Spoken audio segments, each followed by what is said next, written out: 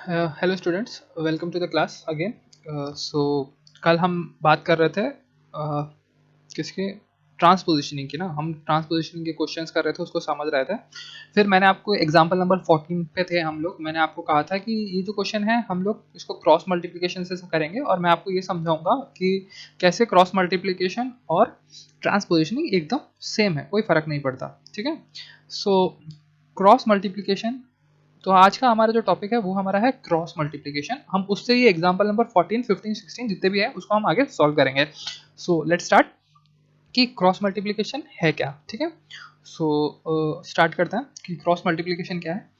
अब देखो, ये जो क्वेश्चन है, सपोज ये है तुम्हारे पास क्वेश्चन, ट्रांसपोजिशनिंग का मतलब क्या है कि इस जो ये x, अभी देखो इसमें ये भी x की टर्म है, ये भी x की टर्म है ना, ये भी एक x की टर्म है और ये भी पूरी एक x की टर्म है, ये पूरी एक x की टर्म है। ठीक है।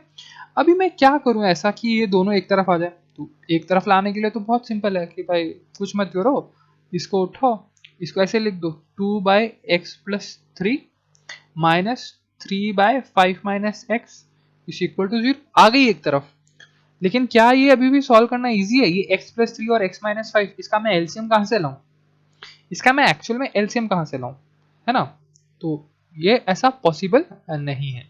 ठीक है। तो अब हम इसे कैसे सॉल्व करेंगे? इसको सिंपल मेथड से सॉल्व करने के लिए हम कहते हैं क्रॉस मल्टीप्लिकेशन। ठीक है।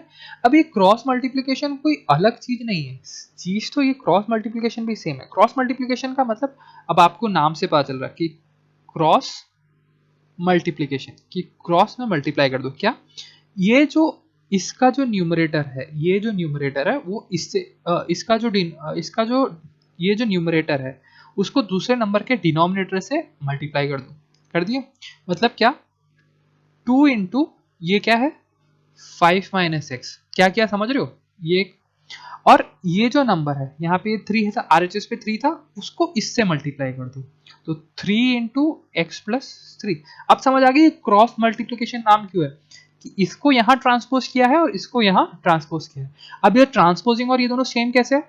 देखो, ये यहाँ पे क्या 3 से डिवाइड हो रहा था, ये 5 - x 3 से डिवाइड हो रहा था ना, LHS में डिवाइड हो रहा था, लेकिन RHS में जाके क्या हो रहा है, मल्टीप्लाई हो रहा है। सेम इधर देखो, ये x+3 यहाँ पे डिवाइड हो रहा था, इस तरफ 2 से डिवाइड हो रहा था, लेकिन इधर जाके क्या हो रहा है, मल्टीप्लाई हो रहा है। तो ये ट्रांसपोजिंग और जो क्रॉस मल्टीप्लिकेशन है वो ऑलमोस्ट सेम है। क्रॉस मल्टीप्लिकेशन हमने इसको नाम दिया है ताकि हम इजीली समझ जाए कि हमें इस क्वेश्चन में हमें क्रॉस मल्टीप्लिकेशन करके सॉल्व करना है, क्योंकि हमें वो ज्यादा इजी है सॉल्व करने के लिए। तो अब अगर मैं अब इसे मैं सॉल्व करूं, तो आप ये देखो, ये जो क्वेश्चन है, अब ये आपको पता है, ये लिखा है 2 bracket 5 - x is equal to 3 bracket x+3। Cross multiplication कैसे किया ये समझना इंपॉर्टेंट है, कि मैंने कैसे क्रॉस मल्टीप्लाई किया। मैंने इक्वल टू में जो डिनोमिनेटर में था उसको उसके RHS वाले न्यूमरेटर से मल्टीप्लाई किया और सेम वाइस वर्सा। ठीक है। तो अभी इसको सॉल्व करो, 2 × 5 = 10 minus 2x is equal to 3 × x, 3x plus 3 × 3 = 9। अब ये क्या है, ये डिस्ट्रीब्यूटिव प्रॉपर्टी लगा रहा हूँ मैं यहाँ पे, वही कर रहा हूँ। 2 को पहले 5 से मल्टीप्लाई कर रहा हूँ, फिर 2 को x से मल्टीप्लाई कर रहा हूँ, 3 को सेम यहाँ पे भी। अब ये देखो, अब ये नॉर्मल इक्वेशंस की तरह आ गई मेरे पास। अब मैं इसको आराम से ट्रांसपोज कर सकता हूँ। हाँ, x को x की तरफ कर दो, y को y की तरफ कर दो। तो इस क्वेश्चन में आई थिंक सो कि मैं x को ना RHS पे, अभी तक हम लोग x को हमेशा LHS पे रख रहे थे, इस बार हम RHS पे रख के देखते हैं। ठीक है, कोई दिक्कत थोड़ी है, आएगा तो आंसर सेम ही। तो अगर मैंने यहाँ 10 किया, अब मैं किसको एक्स ट्रांसपोज कर रहा हूँ, पहले मैं मुझे इस 9 को भी ट्रांसपोज करना है, इस 2 को भी ट्रांसपोज करना है। तो 9 यहाँ प्लस में है, तो यहाँ आगे क्या हो जाएगा, माइनस में। यहाँ 3x ही बचा, और ये जो 2x है वो क्या हो जाएगा, +2x, क्योंकि यहाँ प्लस यहाँ माइनस में था तो इस तरफ आके प्लस। तो ये कितना हो गया, 5x, और ये कितना आया, 1। सही है। तो x की वैल्यू, अब यहाँ ये देखो 5 मल्टीप्लाई हो रहा है, ये 5 मल्टीप्लाई हो रहा है, तो 5 यहाँ आके क्या होगा, डिवाइड होगा। तो अगर मैं इसको ऐसे भी, अब 5x = 1 को, अभी देखो इसको 5x = 1 या 1 = 5x, दोनों एक ही बात है, कुछ अलग नहीं है। ये सिंप्लिसिटी के लिए मैंने ऐसा किया। तो अब ये करो, अब x = 1/5। ठीक है। आई होप सो आपको ये समझ आ गया होगा कि ये मैंने कैसे किया। ठीक है।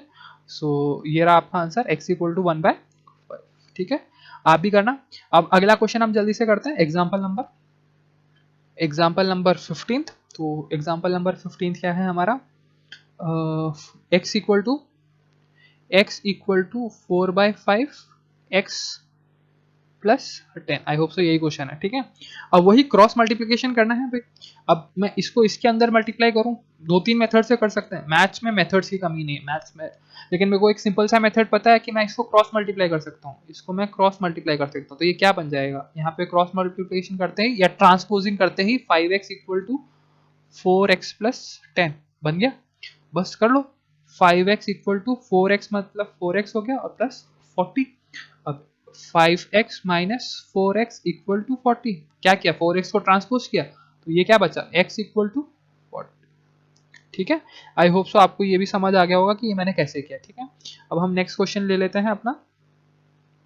सो ये ट्रांसपोजिंग और आई होप से अब आपको समझ आ गया होगा कि ट्रांसपोजिंग और क्रॉस मल्टीप्लिकेशन दोनों चीज अल्टीमेटली चीज दोनों एक ही है, नाम अलग अलग है। ठीक है, कुछ एग्जाम्पल नंबर 16 पे आ जाते हैं हम लोग। एग्जाम्पल नंबर 16 है हमारा y plus 6 upon y+6/4 plus y minus 3/5 equal to 5y minus 4/8। ठीक है, सो देखो ज़्यादा कंफ्यूज होने की ज़रूरत नहीं है। जब ऐसे क्वेश्चन आए तो आप दो तीन चीज़ें कर सकते हो। तो मैं आपको सबसे सिंपल चीज़ें दो तीन मेथड से आप इसको सॉल्व कर सकते हो। सो आपको जो समझ आए आप वैसे सॉल्व करो। मैं इसको डायरेक्ट अभी ट्रांसपोज कर सकता हूँ।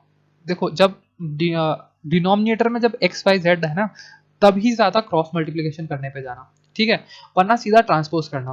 कैसे, अभी देखो इस क्वेश्चन को मैं दो तरीके से कर सकता हूँ। मैं थोड़ा सा साइड में ले लेता हूँ ताकि आपको समझ आ जाए कि मैं कैसे कर रहा हूँ ना। तो इसी क्वेश्चन को इसी क्वेश्चन को हम दो तरीके से कर सकते हैं। एक या तो ट्रांसपोज कर सकते हैं या एक क्रॉस मल्टीप्लिकेशन कर सकते हैं। आंसर दोनों में सेम आएगा। तो सबसे पहले हम लोग ट्रांसपोजिशन वाला देख लेते हैं। तो इस तरफ मैं ट्रांसपोजिशनिंग कर रहा हूँ ताकि आपको अब फर्क पता चल जाए कि ट्रांसपोजिशन और क्रॉस मल्टीप्लिकेशन में फर्क क्या है। ठीक है, अभी देखो ट्रांसपोजिंग मतलब मेरे को सारी y की टर्म्स को एक तरफ लेके आना है। तो क्या ये इसको एक तरफ लेके आऊंगा तो क्या यही बनेगा y/6/4 plus y minus 3/5 minus इसको पूरे को ट्रांसपोज किया मैंने, तो यहाँ अब क्या बचा 0। अब देखो 5 4 5 और 8 इसका एलसीएम क्या आएगा, आई गेस 40, ये आएगा, करके देख लो। 8 5 और 4 40 आता है या कुछ और आ सकता है, नहीं। तो अगर मैं सीधा 4 से कर लूँ तो ये आ जाएगा 2, ये आ जाएगा 5, ये आ जाएगा 1, फिर मेरे को 2 से करना पड़ेगा 1 5 1 और यहाँ पे आइए 5 से, तो 5 to the 10 40। तो हमारा कितना है एलसीएम कितना है 40। ठीक है, तो ठीक है, अगर कभी कंफ्यूजन हो तो करके देख लेना, वैसे 40 ही आना है। ठीक है, 40, तो ये 10, ये y+6 5 40 कितनी बार में 8 बार में आता है, 8 ही होता है।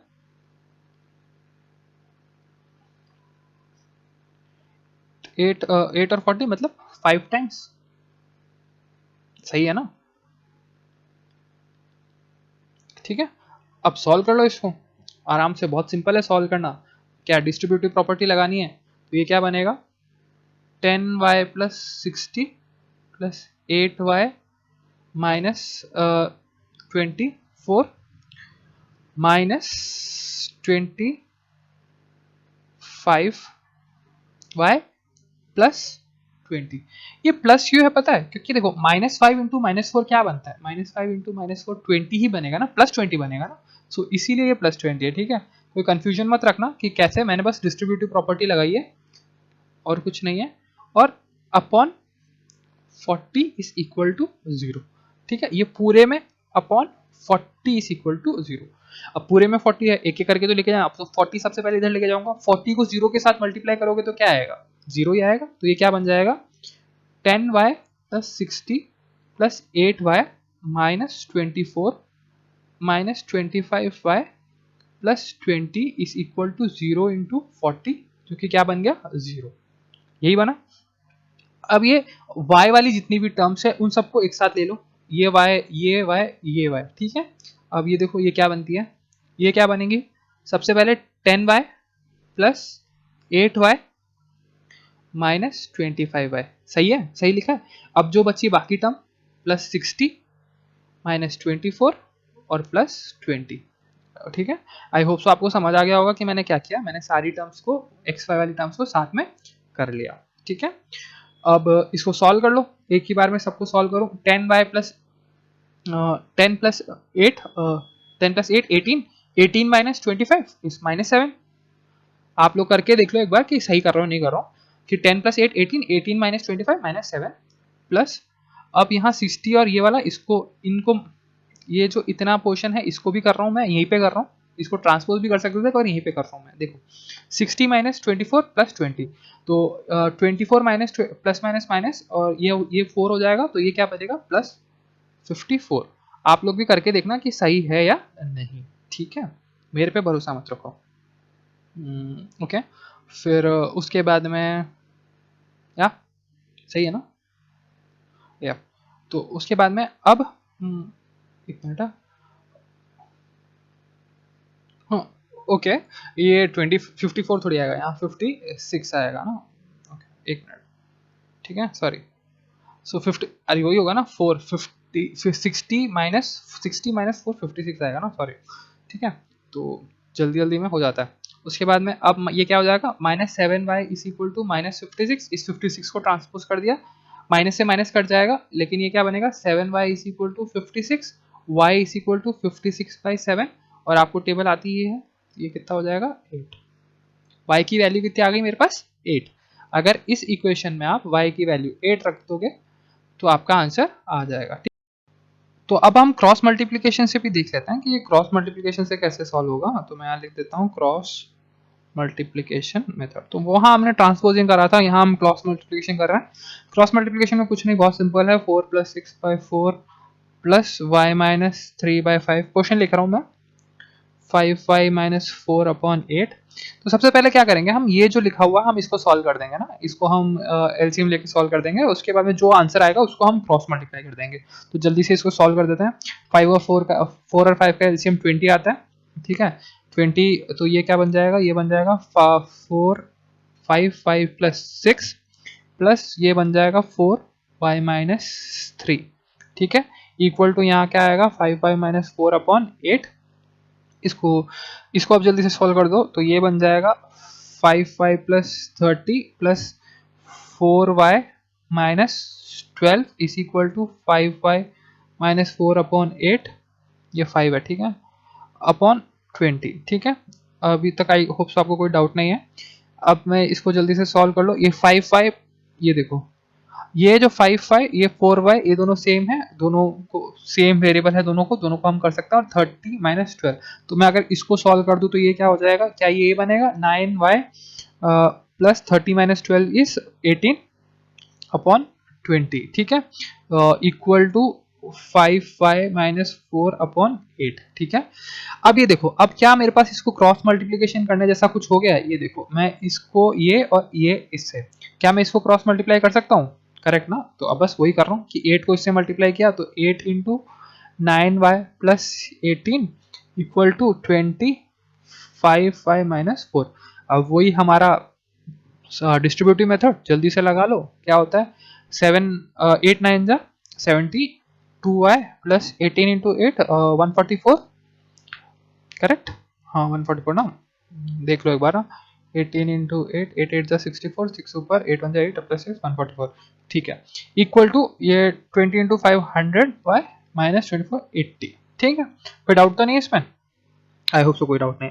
अब ये देखो, ये जो y वाली टर्म्स है दोनों को एक तरफ लेके जा रहा हूँ और ये बाकी टर्म्स को एक साथ लेके आ रहा हूँ। 144 - 80, सॉरी 184 + 80, ये माइनस था इसलिए +80, 100 -72, ठीक है। अब जल्दी से करो, 144 + 80 कितना होता है, 140 + 80 220, 224 is equal to 100 - 72 is 28y, ठीक है।